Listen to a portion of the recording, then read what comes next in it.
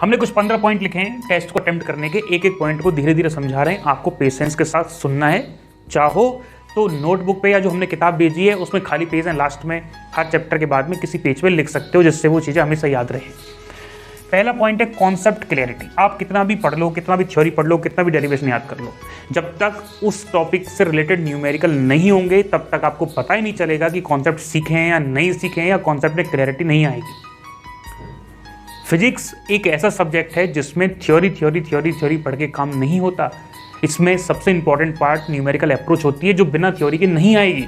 एक बार यदि आपने कॉन्सेप्ट पढ़ लिया, हमने फिजिक्स आपको समझा दिया, तो अब आपकी जिम्मेदारी हमारे द्वारा दिए गए टेस्ट को करने की है।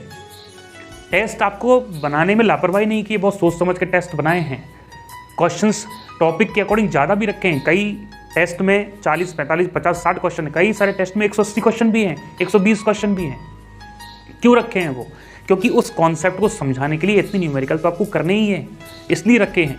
तो कॉन्सेप्ट समझ आया कि नहीं आया, कॉन्सेप्ट में क्लैरिटी बने, कॉन्सेप्ट क्लियर हो, कॉन्सेप्ट को यूज करना सीखें, इसके लिए ज़रूरी है टेस्ट देना, प्रैक्टिस करना, न्यूमेरिकल सॉल्व करना, और उन सब के सोल्यूशन भी है। टेस्ट देने के बाद आप सोल्यूशन भी देख सकते हो। ठीक है।